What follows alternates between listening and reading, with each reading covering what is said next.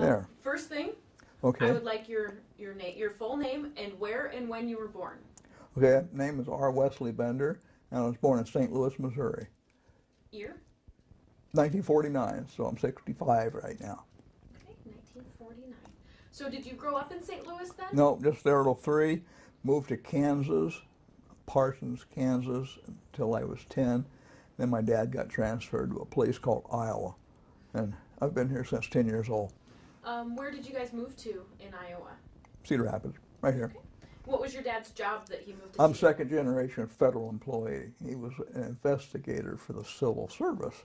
The old civil service, investigated people that had names on their application and needed, when they applied for jobs, he did the interviews. So what was it like growing up in Iowa back in the 50s and 60s? Hard because I wasn't a good student. I lived in Kansas, and the schools were way different. And I could get by, but I come to Iowa and the schools were hard. I mean, I wasn't prepared for school, and I never was a good student. I even was made to go to college. My mom said, "You're going to college," because I was going to join the Army. No, I had to go to college, way down North Carolina. And I went for a semester, and it was bad. My grades were Fs. Some of them were Fs. I got an A in drafting. What's drafting? Drawing. Drawing machine, but that was before computers, So what high school did you go to? Cedar Rapids, Jefferson. And what was your graduating, what year did you graduate? 67. The biggest, it was 600 plus kids in that class. And the school won everything, won every football game, won every basketball, went to Des Moines, won the championship. It's terrible for a kid that didn't have puberty yet. So you didn't really like school much. No. But you wanted to join the military. Well, I didn't really have an option because the draft card came. After I got out of college, it went right to 1A. I got a job down there in North Carolina. I got a job at the cigarette factory. As soon as I got out of school, my uncle worked at a cigarette factory. Everybody works at a cigarette factory. I got on at R.J. Reynolds Tobacco Company and worked. And my job was tearing up Salem cigarettes that failed the inspection. And so why did you go down to North Carolina though from Iowa? My whole family's from there. Oh. I don't have my mom's from there. We visited yearly, lots and lots of times. Took train down there, so I'm a rail fan also. So tell me how it came to be that you joined the military then.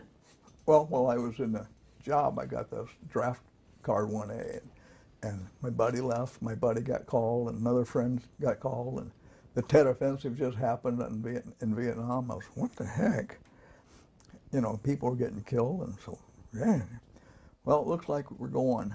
So I went to the Air Force. I'm going to beat this. So I went to the Air Force. I want to work on jets. They laughed at me because they had 2 notebooks, and that was the waiting list, 2 notebooks thick. So I went to the Army, and they don't have jets. I said, I want to work on jets. Well, we got helicopters. No. Well, a jet engine. No, I want to work on jets. So I gave the Army up. I went to the Navy. You got a jet? Yeah. But I want to work on them. Oh, we can't, I had an honest recruiter is what I had. We can't guarantee you what you're going to get. Well, I want jets. We can't. Went to the Marine Corps. I forgot about the Marine. Went to the Marine Corps. Hey, we got aviation guarantee. Want to work on jets? You bet you'll work on jets. We got 9 months school in Memphis, Tennessee, and boy, I was wound up. And so the whole time in boot camp. And boot camp in '68 in the Marine Corps was a little tough. If you ever seen Full Metal Jacket, the boot camp scenes, they're pretty accurate. So that was hard, but I was going to make it. I was going to make this and prove people wrong and make that, get my wish of working on jets. The very last day of boot camp, they read MOSs off. They go, Bender, yep, here's your MOS, 0800. artillery. Is that jets? No, it's artillery. Now sit down. And I just sat there. What am I going to do? So I just made the best of it, but I was crushed. I had to go to, Marine Corps has another boot camp they don't tell you about. As soon as boot camp's over, you get on a bus and you go to boot camp some more, up in Camp Geiger, North Carolina. It was tough. I mean, marching, force marches. And that's where you learn to shoot machine guns and throw grenades and all that. You don't do that in boot camp in the Marine Corps. Marine Corps, you march, march, march. So you didn't learn how to shoot a weapon until you went to North Carolina? Didn't know how to shoot other weapons. Learned how to shoot rifle real good in boot camp. The Marine Corps has the best, I'm not bragging because I'm in the Marines, they have the best marksmanship training there is. You're there for 2 weeks and it's nothing but marksmanship. And if you get the Marine out of that school and put him on, like on a range, like in this, they'll max it every time. It's unbelievable. It's quite a feat. And then I do have an expert Marine badge, and so I'm proud of that. So your second training, is that your advanced training then? Yeah, it was called ITR Infantry Training Regiment. And the only difference between a Marine without an infantry MOS is twice as long for ITR for the infantry guys. If you're there for 2 days learning how to shoot the machine gun, they're there for 4 days learning how to shoot. It's the only difference. So what did you learn how to shoot then while you were at your ITR? Everything from those, everything that in the military at that time, from machine guns to 50 cal, we shot the bazooka, the older type stuff, and grenades and all that. Plus we did other infantry tactics, learn that, and lots of force marches and packing. So what did your specialty end up being? What kind of weapon?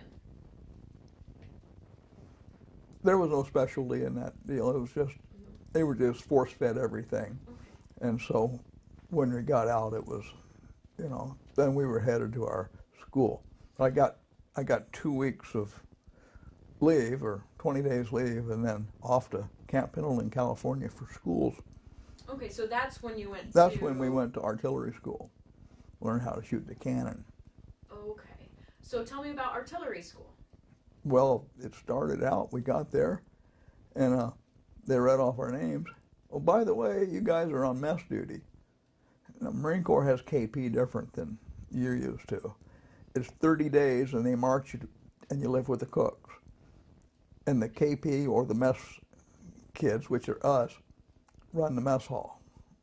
They wipe down the milk machine, they lay out the salads. And the cooks there, which are only about half dozen or type, they do the cooking. And we do the stacking the chairs and mopping the floors, and we had 30 days of KP. And then started artillery school, and a month later, and that was fun.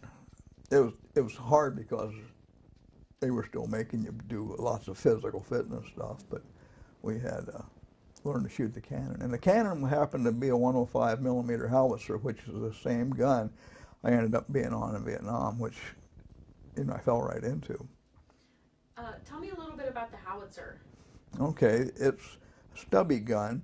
It can go high angle, similar to a mortar, but they're called a howitzer because, and it's kind of technical, they're stubby, they shoot high angle, and it's different than what a rifle would be. A rifle is a lot longer tube, and a rifle and a gun are sort of on the same.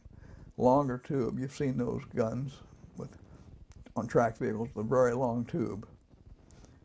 And the short, a lot of those 155 self-propelled guns that are in the Army or howitzers are short and they're stubby. They can shoot high angle. What's the round look like?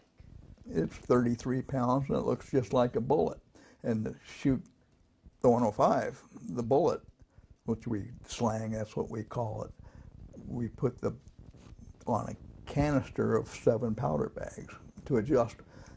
When you're an artilleryman, you do nothing whatsoever except what you're told. So you got this round, you have the fuse set, what they told you.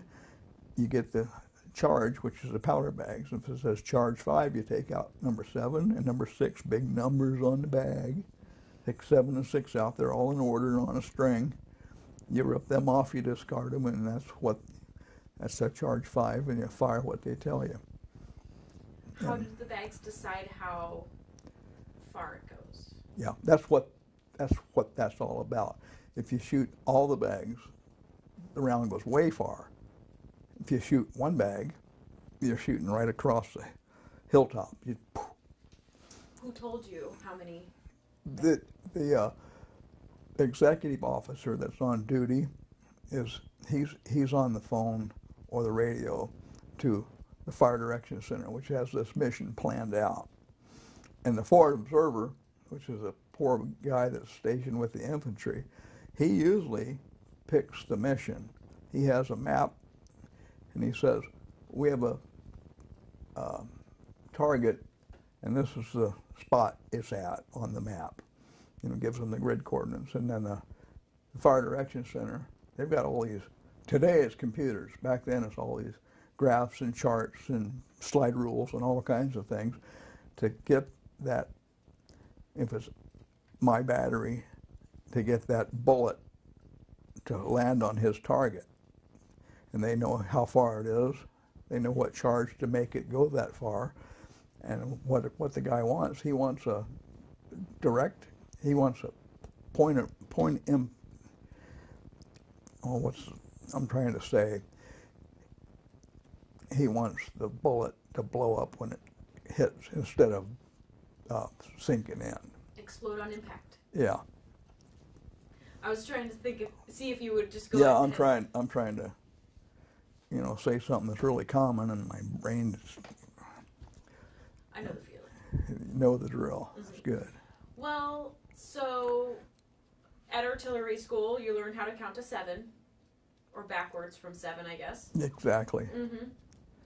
And so, how long was your artillery school then? A month. Okay. And then after that was boot camp. More training for that.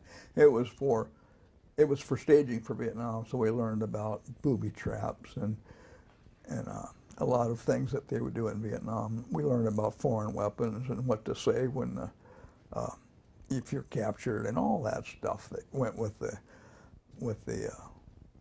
training. So it's kind of an in-country brief. Yeah, exactly. But it was a month long too. Wow. I don't remember if you had said this before, but what year did you enlist?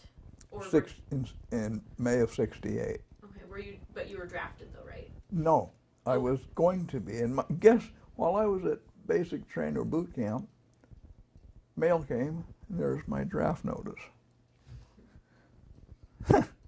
They told me to report to the Army, or report to the MEF or whatever it was called. And I joined in North Carolina, so while I was down there, so I went to, the Marine Corps has 2 boot camps, one at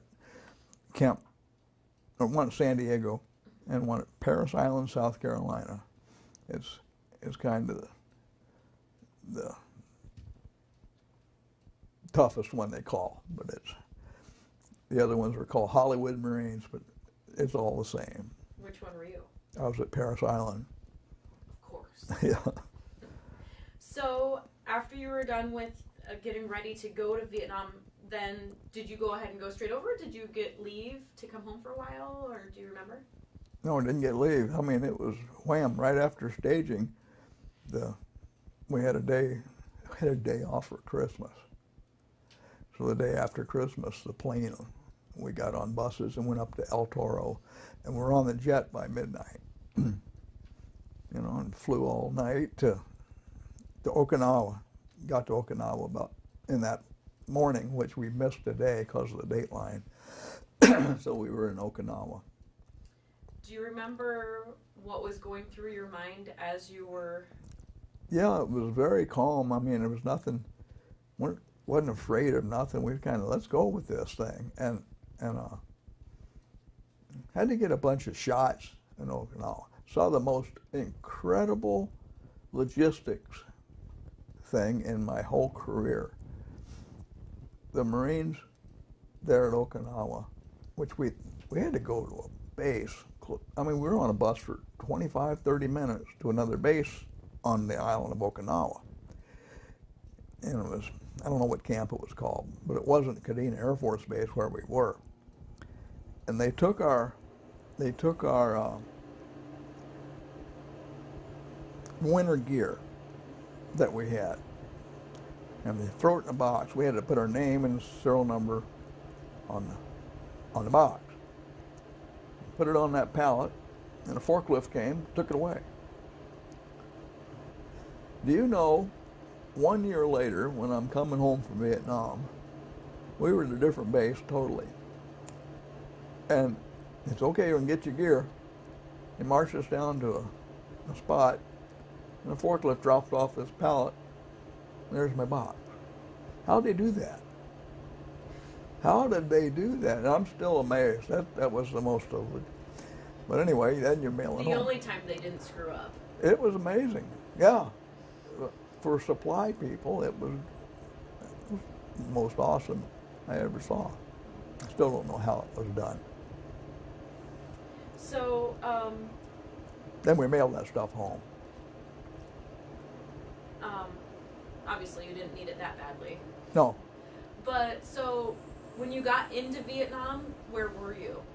We landed in Da Nang, and there's sort of a casual company there of people that are coming and going. And like, that's where the first time you saw the old guys that were getting on the plane. There was a movie, I don't know what it was called,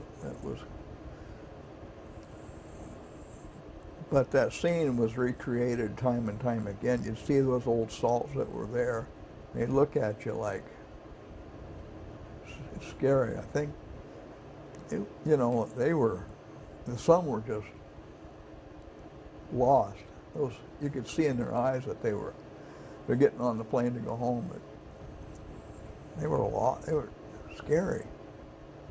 Some were real happy, but on going home, when we went over, the plane was loud and boisterous, and guys were yay, and then teasing the stewardesses because they were contracted and they were technically stewardesses with mini skirts and little hats.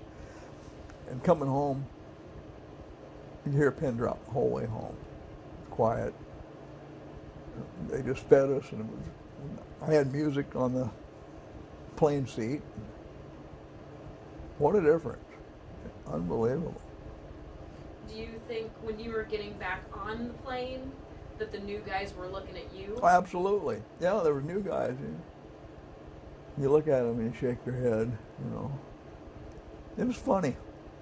You grew up or something happened, So, once you got into Vietnam, then where did you go? Oh, well, when we got to the Da Nang, the first night they told us they were worried about incoming.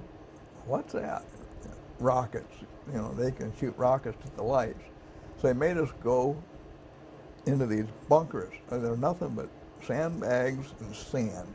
And they had a little cot in there. That's where I spent the night. And it opened up to the runway.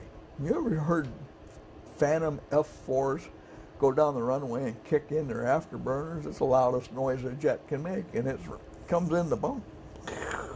What in the world is that jet making? I mean, didn't get much sleep first night from the jets taking off all night long.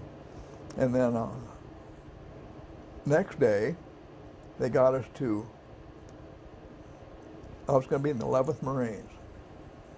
My battery was in the 11th Marines, so I didn't know what that meant, but we had to go to 11th Marine headquarters. And they were stationed there for a day. And then they said, you're going to be in the 1st Battalion of the 11th Marines. So then the next day we went to battalion headquarters, the first, that was the first time I was put on guard duty out in the, we weren't issued any weapons yet, but they were given one, and you went out there and stood all night wondering what was going to happen, and nothing happened. And then the next day, got on a truck, clear out to about 17 miles bad road to my battery. And there I was. What in the world? And it was raining a lot. And the battery had a lot of mud, but it was not flooded. I guess a few weeks before I was there, or even a few days before I was there, they got flooded out in a monsoon, and there was bunkers in front, about here to a little past the neighbors is how far it would be. And they were flooded. So they moved back, and when I got there, they were just filling a million sandbags. So I had a lot of sandbag duty on the very first week I was there. Then did you get sent to where you were? That's where I was. And what was it called again? I was in Alpha Battery, the 1st Battalion, 11th Marines, and we were in Quang Nam Province, and it was about 17 miles south of Da Nang, and it was a rice paddy, but we had taken that over. There was an old well there. It was nothing but a pit, but it was full of water, and it never changed the entire year I was there. It was just this old, they get water out of it, or you wash your clothes, and then it would drain into we call it the funk pit. It was funk. It was bad, but So tell me that story. Speaking of the flood, wasn't it? You were telling me a story where the howitzer would go off, but then it would sink. Oh, when the howitzer fires, the recoil is taken up by the recoil mechanism, and there's 2 spades in the ground. And in school, you dig a hole and you put the spades nice in there. But Vietnam, the gun sits on those airport mattings, those 12-foot by 3-foot steel mats that you've seen everywhere. We've made a square of them, and the tires on the howitzer's towed, so there's 2 tires on it. Very common looking cannon, and the spades are in the ground. Well, when you fire, they automatically dig themselves a hole if you don't dig it. Well, it's been fired so much, the ground is so loose, then you can just drop the spades in the ground, hardly have to dig. You don't have to dig. It just go in the ground. But when it's raining and it's flooded, that floods over, and so you can fire it. And the spades jerk or jump, and it's just like you clapping your hands in a pool. It can get everybody wet. Splash right out of the. So yeah, you can get wet. Would they ever get stuck? Oh yeah, dig, and then they would get stuck. And we had a pry bar trying to get them out. And there was days that we had a hell of a time getting them out. And I got an old movie which I have, and my friend is bent over, pulling on it, and he's just 17 years old, but you can tell this isn't healthy. You know how you're supposed to lift? Everything in this picture is wrong. He's just pulling the whole thing from his spine, Back then, a 17-year-old don't care, but years later, I bet he does. So did you guys come up with any ways to prevent that from happening? Not prevent it, but we had pry bars and a way to help us get it out.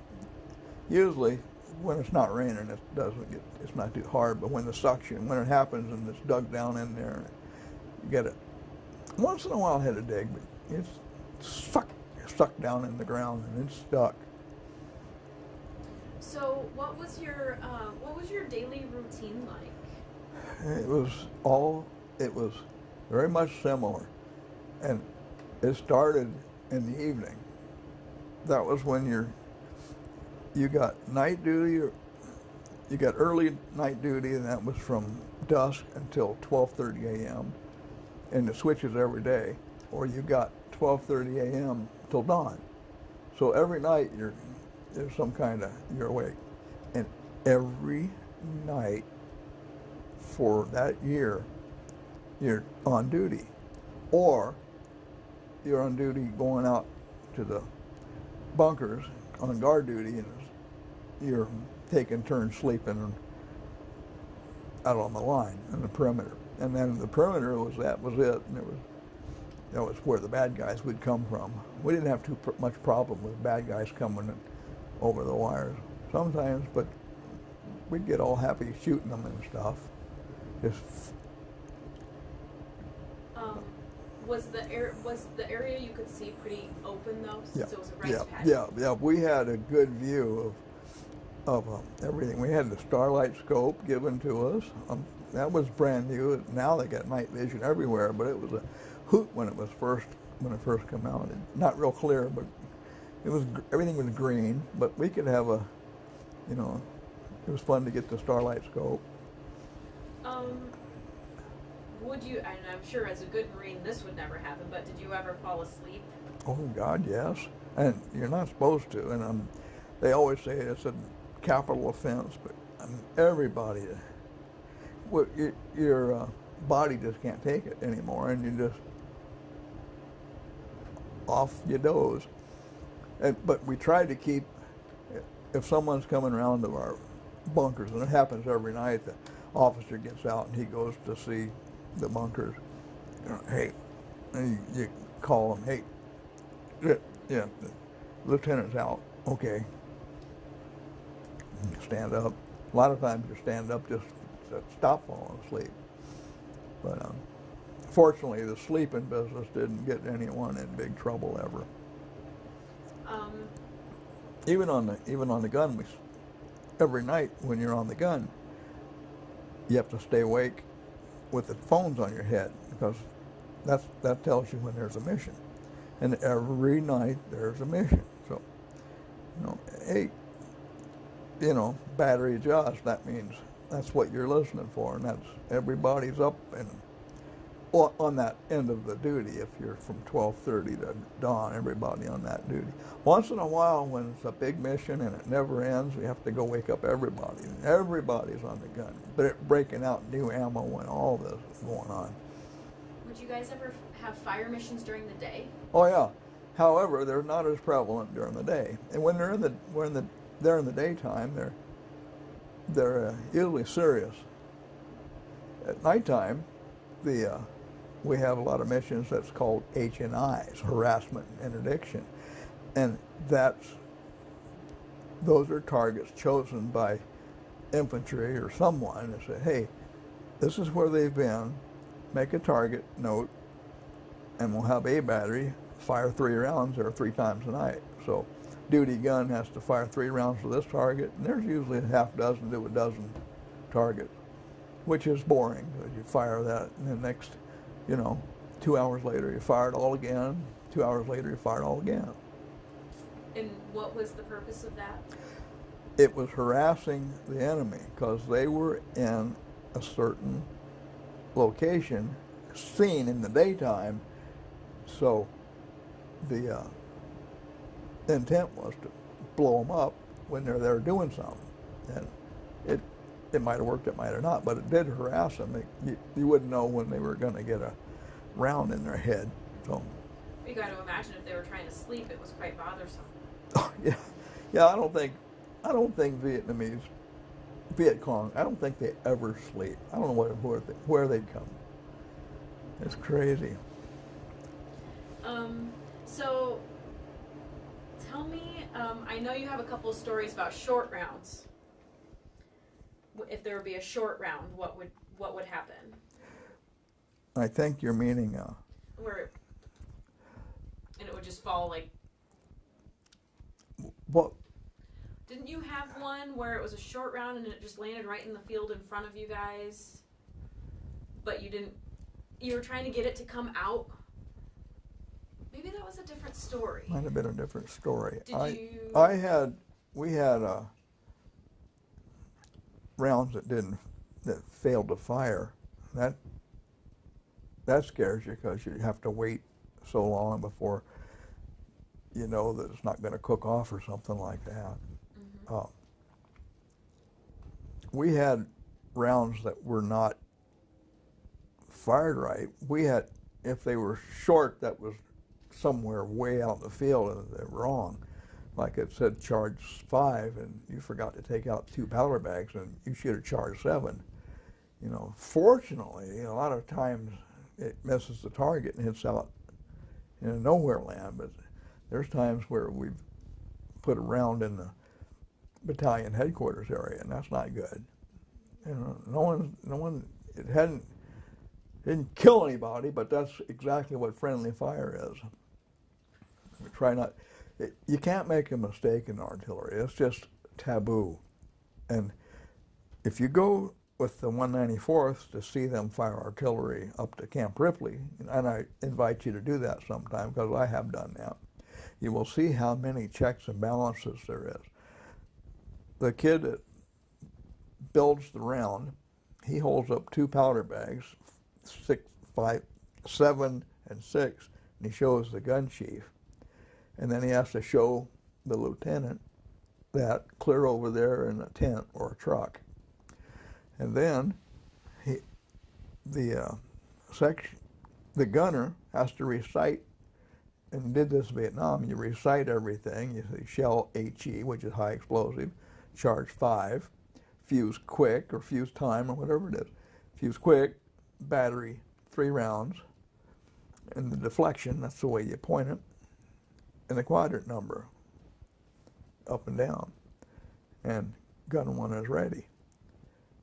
And when you do that at the 194th, you will see how many times that's recited. You know, checking and double checking and rechecking again. Make sure all the safe. I learned that safety is a really big deal in artillery. When you're in Vietnam, we thought it was safe to recite it once. Yeah, shell HE, charge 7, fuse quick, battery 2 rounds. And we never held the bag up to show the section chief, but you know, you just rely on the ammo bearer. That also shows that there's probably a difference between training and when you're actually... Exactly. Training is right on the money. You're perfect. I mean, you're supposed to follow the script perfectly. In Vietnam, you cut a little corners, of course. You want to see us unload ammo. I mean, that's loads of ammo. Firing artillery is different than school. It's all about the ammo. We fire so much. You don't shoot guns, you shoot ammo.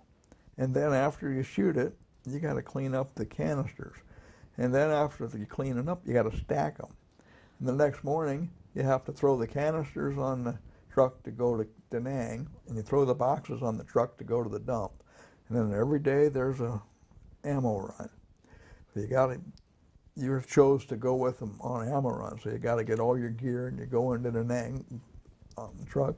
That's always an exciting day. Sometimes you get shot at by a bad guy, and anyway, or hit an IED, which they didn't call then. They used to call them booby traps.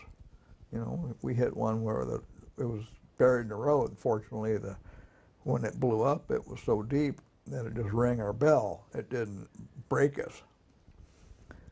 But going to Da Nang was always an adventure to get more ammo. When I first got there, when you first get into Vietnam, you were lower than whale dung. At the bottom of the ocean, everyone hated you. And it was a bad feeling. And it went on for 3 months where you were just hated. You were a dumb new guy. You knew nothing, and you got all the shit details. It's terrible. And of course, the guy that drives the trucks in Old Salt, you can picture this, no shirt, but he had on it's a real big guy. He's got hair all over his chest. He's got homemade tattoos on his knuckles.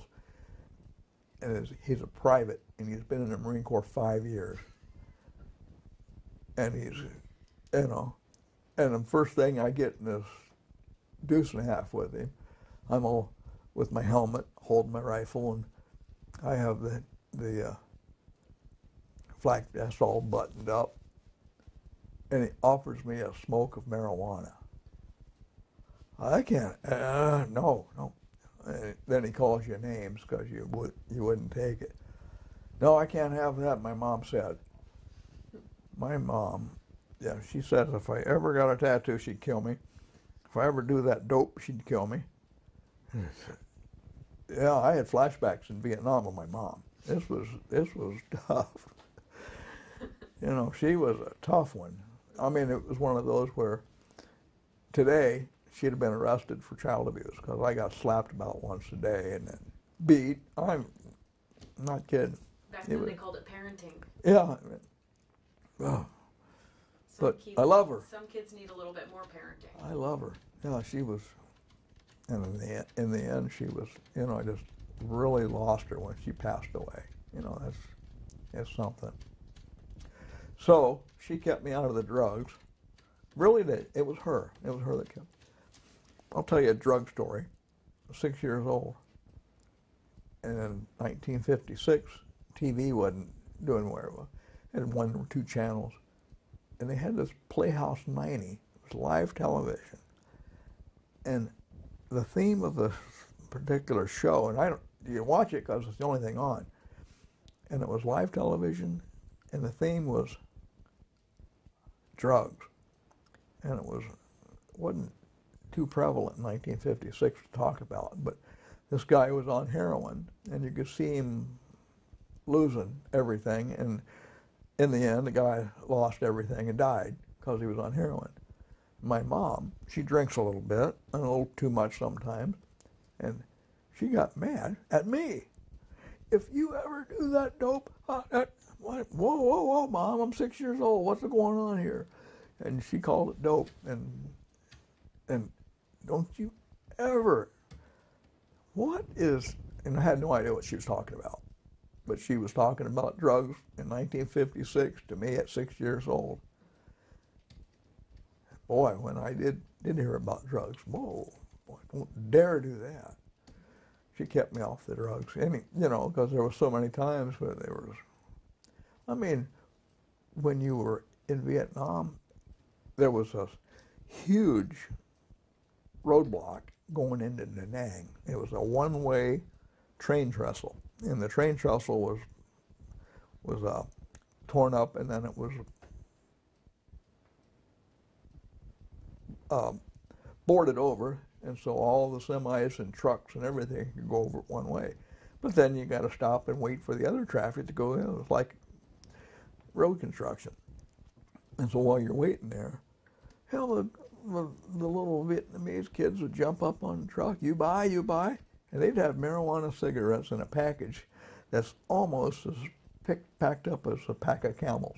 It's perfect. You know, $3 or $4. Some of the guys bought it, but boy, you don't want to get caught in the unit with that. I mean, you've heard about Vietnam and all the drug problems.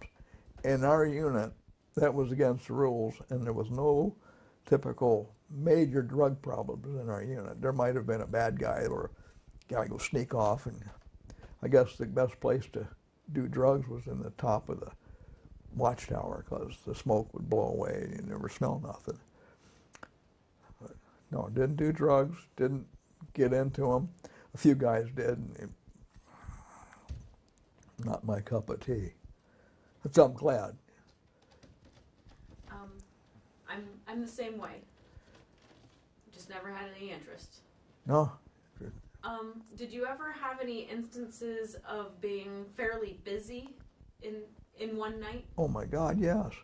I mean, when a big mission would happen, and there would be like, usually no more than 5 rounds. It'd be battery just, shell HHR 7 fuse, quick, deflection quadrant, battery 5 rounds. 5 rounds adjust. You'd have to have 5 rounds laid out there, and you fire those 5. Battery adjust, 5 rounds. Wow. Getting 5 rounds out is heavy lifting. Each one of them things are 45 pounds, and then you're going, wait a minute, battery 5 rounds. Pretty soon, you use the stuff up that you had broke out on the shelf in the bunker. Then you had to get them out of the cardboard tubes. That made a mess. That's more dunnage to worry about. What the hell? Battery 5 rounds.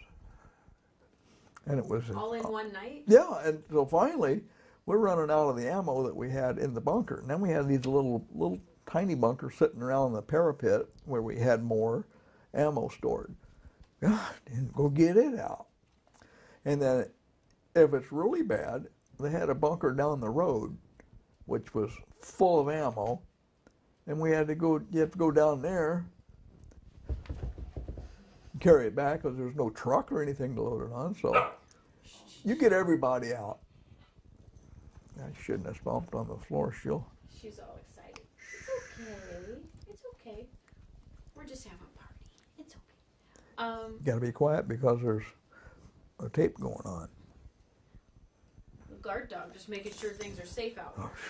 Yeah, a Shetland sheepdog barks all the time. So that night that you were saying 5 rounds and then another 5 rounds. Yeah, that happened. That can happen quite often. If it was not 3, it was 5. Or busy nights were quite often. How long does it take to do 5 rounds? Oh, less a minute maybe. You know, a little over a minute. Fire, wham, wham. You know, gun 1's clear. And after all the guns check up clear, battery 5 rounds. Wait a minute, we just had to. So they had theirself a real issue in the field when we're shooting like that. The most craziest night was another battery. We were an A battery. B battery was being overrun by Vietnamese or by Viet Cong. And they were calling in fire. And we didn't know, you know, our artillerymen don't know what usually they're firing at. But this time, the FDC had the radio on, and they piped it over into our battery. Listen to this. And we heard screaming on the radio. And it was really eerie. But B battery was hit, and I don't know if anyone was killed, but we did get some kills from the, you know, it was always fun to get, you know, hey, you got 5 killed in action, or you got 5 KIAs, hey, well. But B battery was kind of sister battery, and they were getting hit, and so they called artillery in on themselves, basically. It was crazy. And it worked. Yeah, I guess so. Yeah, it worked. But, you know, you're firing it, you really want to, you don't make a mistake here or now. Do exactly. A lot of times you'll be a little complacent in finding that your gun is aimed on some aiming stakes, and that's good enough. Well, nothing was good. Everything was perfect when you're knowing that your buddies are out there, because you had friends in B battery that you trained with, you know. Did you ever leave that small area? Oh yeah, every day. Oh no. Besides to go to the bomb dump, to just. No. Our battery, I was fortunate, A battery was in this position for 16, 18 months. As soon as I left Vietnam, and I got some friends now they went and packed up and went to another hill. And I talked to my friends that were in Vietnam after I was, and he says it was a scary time because they didn't have any idea where they were going or what they were doing. But it ended up being working out for everybody. So that was that one. Yeah. Now, the other battery, C battery, they were fly by night. They came and set up in our area and were there 3 or 4 days and was gone. They went somewhere else 3 or 4 days and was gone. And the ammo and their own personal stuff and sleeping arrangements and showers, all that stuff, they didn't get much of. We ended up with our shower was a big tank set up on 4 telephone poles. You had to fill it by 5-gallon jerry cans in a water trailer. And then to get water warm, some guy put a old cook's immersion burner in the bottom of it and burn it, and the water was lukewarm. It got by. You get wet. You always had a Navy shower. That means on, get wet, off, soap up, on, rinse, off. So the water, you're saved. Navy requires you to do that on ships, so. Better than nothing. Yeah, yeah. How about the food? Terrible, terrible. There was a mess hall. We were set up near 1st Battalion, 1st Marines, 1-1, infantry. The only thing between us was an imaginary line in a road. We were, I guess, for lack of better words, contracted to go over there and eat with them in that mess hall, because we did not have, the battery wasn't given a mess facility, as you know, they're supposed to eat at battalion or something. We couldn't, so we ate with them. And the food was just odd. Steaks come from a foreign land and didn't taste good. It tasted wild, and I didn't like it. And a lot of times the butter was rancid and they'd leave it on the table. But we ate, and we worked so hard, our little bodies we get hungry. And we had tears in our eyes at night because we were so hungry sometimes. You got any food?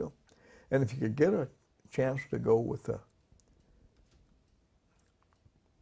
sea rations, you know, that sort of entertained us, because we didn't get sea rations because we had that mess hall there.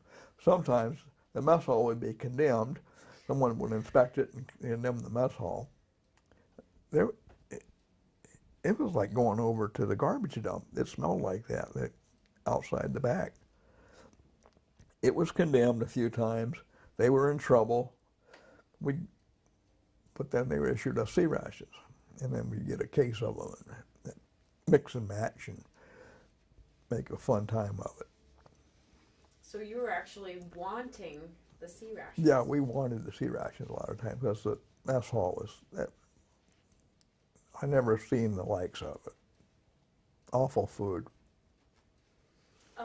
How about your sleeping arrangements? We had tents. We had a GP medium for every gun, and so gun, you know, and then after a while, we put them up on these little raised floors. We put 4x8 sheet of plywood on, and then jacked it up so, you know, the critters wouldn't get in there at night as much. We had trouble with rats and mice, and I don't like a rat today. I mean, I don't even like looking at it.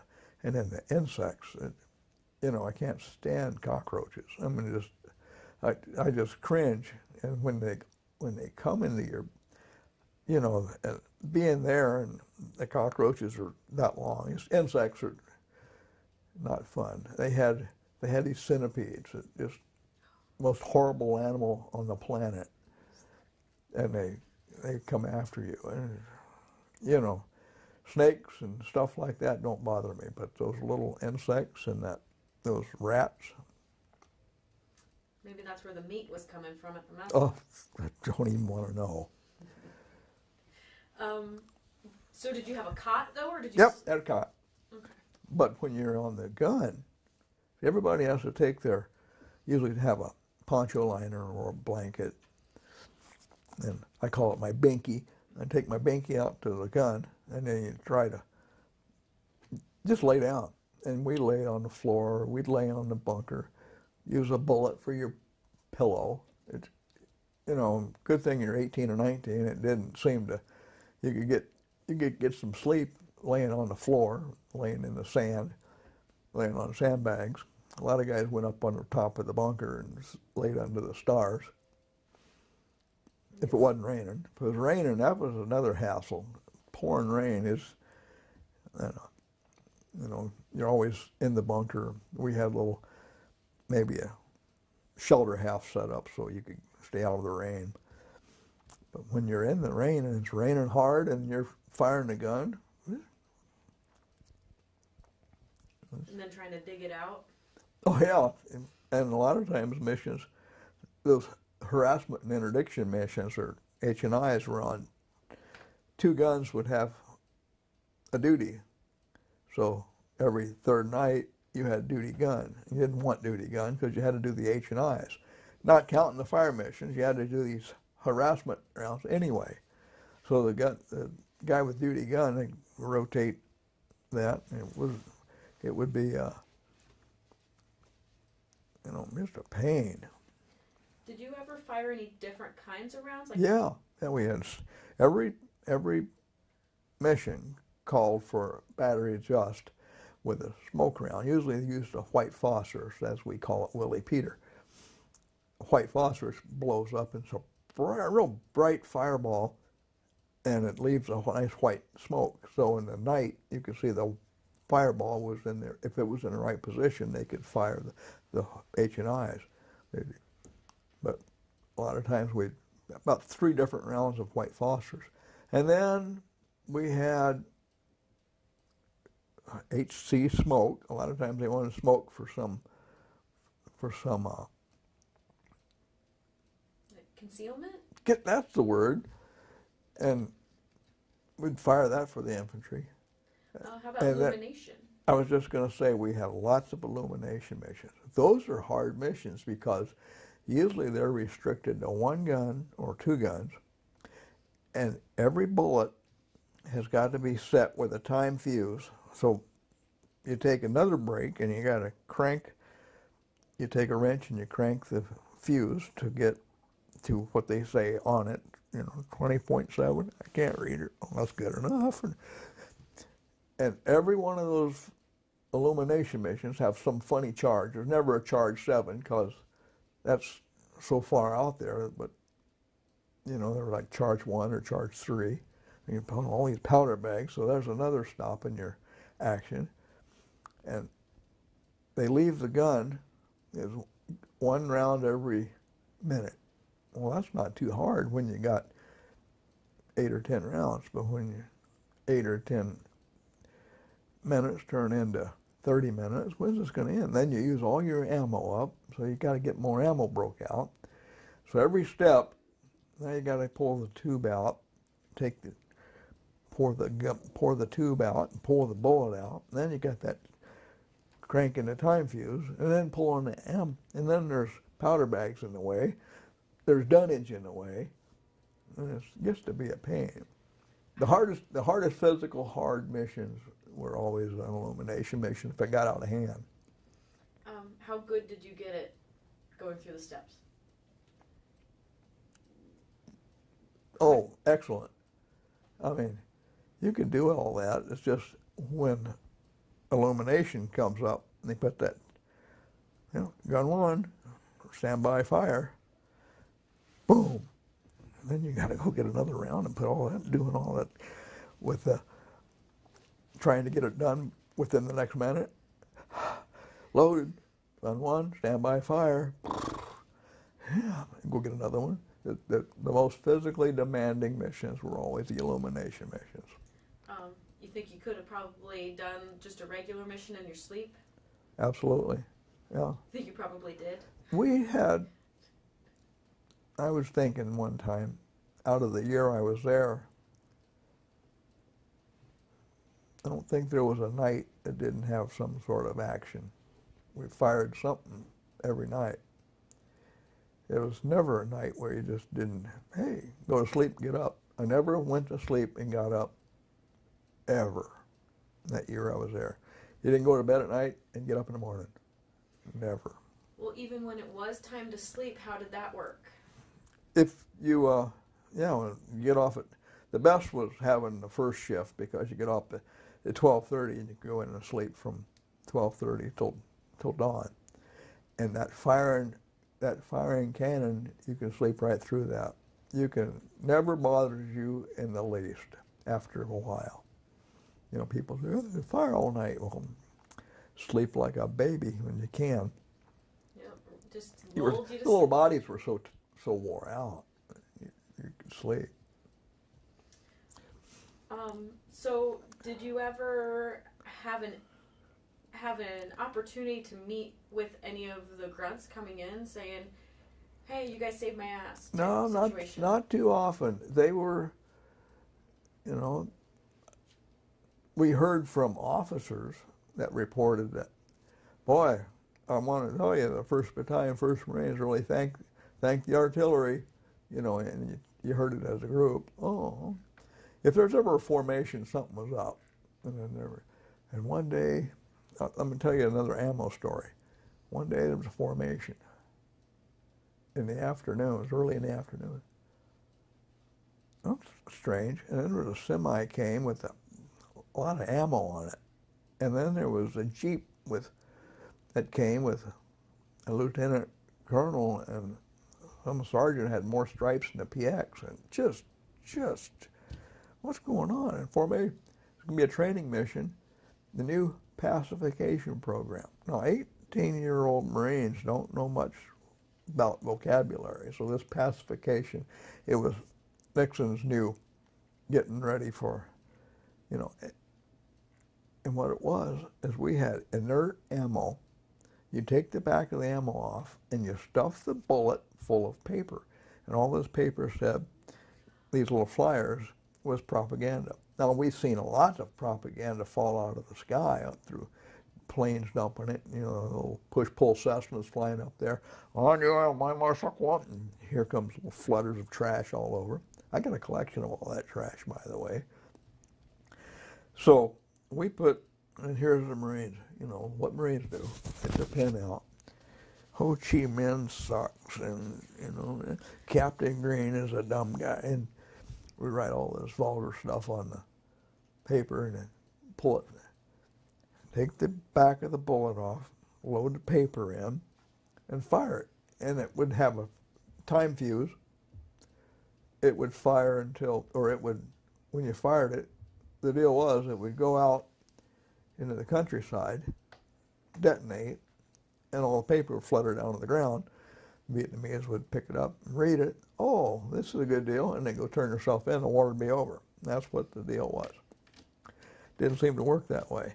Matter of fact, the bullet didn't work very good either. So we fired it, bang! You talk about a short round, the back of the bullet went downrange. The back of it fell off in the parapet. Trash all over. And I'll be a damn if Captain Green didn't find one of his vulgar stories on it.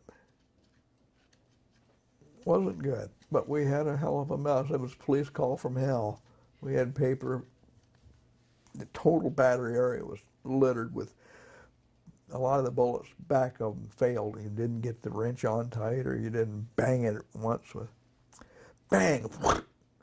Bullet would go out in the field and just pop. Nothing would happen. So your propaganda. No, we had only a couple of those missions, and that was enough of them. That was always in the afternoon. It was staged, and you know. Yeah, unsuccessful pacification. Yeah, exactly.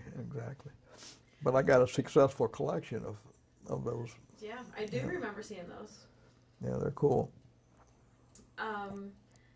Let's see, what else do we need to talk about? Can you remind me? We've gone through all my standard questions. Yeah. Oh, how about mail or packages from home? Mail worked good. Mm-hmm. And the best thing happened, we had a guy from Boston, an Italian guy. His name's Bono.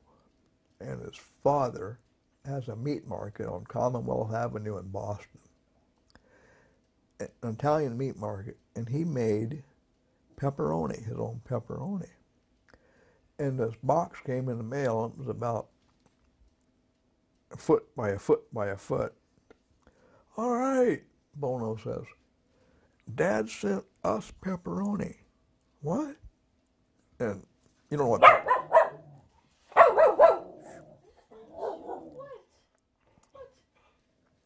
She'll just jump up and do that, and mess up your tape. It's okay. We'll just start over with the pepperoni story. It's okay. So Bono got a said, case "Hey." of pepperoni from his father, and he pulled out these stems of pepperoni, the foot long, and passed them out. Here, eat this. To this day, that was the best food I've ever put in my mouth in my life. I mean, that flavor, and you're hungry anyway, and you don't know what it is. You haven't had pepperoni. There was no 1968 and 69, pizzas weren't really prevalent. You had some, but it wasn't like it is today. Well, even now, it's hard to find real pepperoni. And it comes in these slices that's generic. But this was unbelievable food. Yep, my mail came. Mom would send cookies. Sometimes she'd send something else. We'd get things, and every time you got food in the mail, you shared it. That was a given. That was given. You're going to be in the tape, Butsy? She'll probably. And let's see, mail. How about any R&R? I didn't go on my R&R because I saved my money and bought a car. Oh, what'd you buy? A '59 Corvette. It was cool. Is it still out in the garage? I wish it was. No, you don't have too much sense about you when you're that young and you have it, and then you don't have no money and you got it, so you get rid of it. And I drove it for a few years. It was the most it needed more work than you can imagine. So how long were you in country then? From when to when? For the year, just exactly a year. Well, December, Christmas to Christmas. We left right there near Christmas time. Of what years? 68 to 69. Okay. Oh, I love her tail. Yeah, it shouldn't go up. Oh. A Shetland sheepdog shouldn't have a tail up, so she's not perfect. Happy. Oh. Yeah, none of us are. No, none of us are. So when you came home, what was the world like? The good part is, and it wasn't then, but it is now, I had to stay in the Marine Corps because I had that 4-year hitch to be an aviation mechanic, and I didn't get, and I never know why I didn't get it. The recruiter didn't get it on my, I didn't get that. I came home, I saw my folks. My dad laughed because he'd find me wandering around in the middle of the night in the house, wanting to get something to eat. Shouldn't you be asleep? Oh, I can't sleep. I couldn't sleep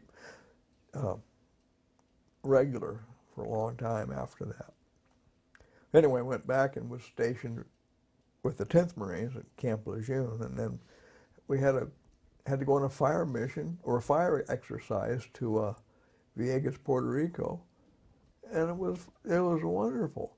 They gave us Marines a tent down on a lagoon in the Caribbean. What more do you want? And it was off limits. It was off limits to any civilian. So we had this perfect environment. Had to take the guns out every day and go fire them, or some nights all night. But I thought, wow. Well, Vietnam had me, didn't spoil me. Everything else was, well, this is great. This, wow, the toilet flushes all by itself, So the rest of the Marine, it was sometimes bad when you had to get all spiffied up in your dress blues and you shine everything and shine everything. And your shoes had to be perfect. I was stationed at a Norfolk Marine barracks for a while. Then I ended my career at a rifle range. I was on a Marine rifle range where I was, you're in the training other Marines. Every year Marines have to go back to the rifle range, except if you're in combat duty, you can get off. But then, yeah, they fire all the time. And Marines, are good shots. But I also was stationed out of Norfolk Marine Barracks as these other duties, and I was, Bessie? Come here. I'll give you some more love. Okay. I'm stationed at the Azores, Portugal, at an ammo dump. The Navy had a special ammo dump. I think there was something nuclear there. They didn't never tell you, but Marines had to guard that with. We had shotguns. There were 3 Marines at this deal I was sergeant of the guard by then. I got E5 by then and had a pickup truck and just minded the Marines that were on duty. And then in 24 hours on and 24 hours off and then a day of training. So I had a pretty good time there. And it was great at the ocean. You could swim. You could go off post and go to these cities. Little island had a town of Angara de Hiroshima, and they had a beautiful Catholic church. It's just vacation land. They sent me on vacation for 6 months. It was wonderful, unbelievable. So when did you end up getting out of the Marines then? Well, I was in the Azores in '71, and this plane landed in the Azores, said West Virginia Air National Guard on it.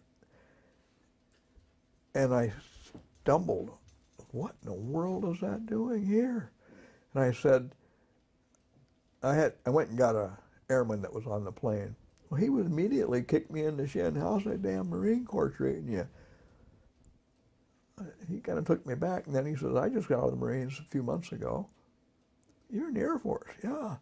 I got this deal. I went back to Morgantown, West Virginia, where I'm from. There's an air base there. I went out there, joined the Air Guard, and I'm a National Guard technician, full-time at the air base, working on jets. How in the world? Well, you can go back and go to the Air Guard. I don't think we have Air Guard in Iowa. Well, you can do the Army Guard, same thing. And that's when I planned my career.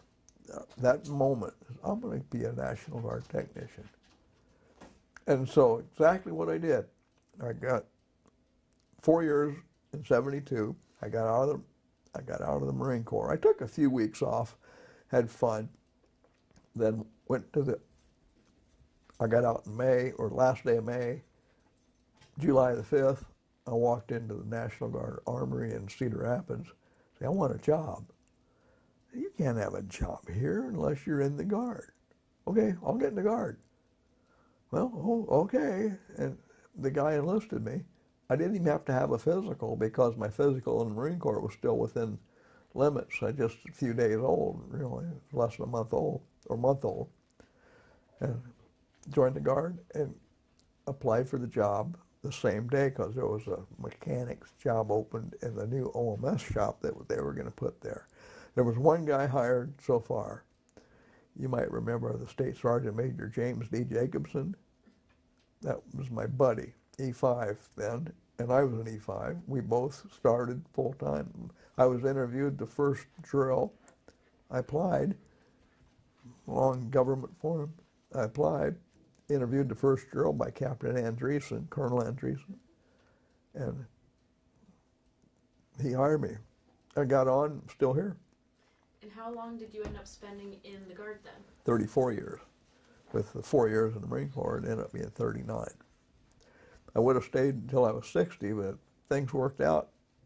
And with my health, I'm glad it worked out the way it did, because this tumor that I got had to be taken out. And if anything would have changed, I don't know if I would have found the tumor in the correct manner, because my surgery was done at Mayo Clinic by a genius, so I was lucky there. I've applied for disability, but they keep turning me down. I don't know why, but you know how the VA goes. Mm-hmm. You apply and you apply and you apply and you keep applying, so maybe someday, who knows.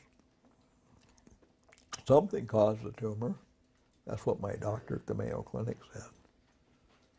It was inside of my spinal cord. So I had major surgery up there. But something caused it. I think we've got everything. Yeah, there's other things about, I might have said in the past, going to Da Nang, getting more bullets. That was always a treat. We covered that. Mm-hmm. We covered that. Poor But Bessie Bessie says you're done. Mm-hmm. Don't She you? says, I want to go outside. All Yeah, right, I'll she stop wants- recording.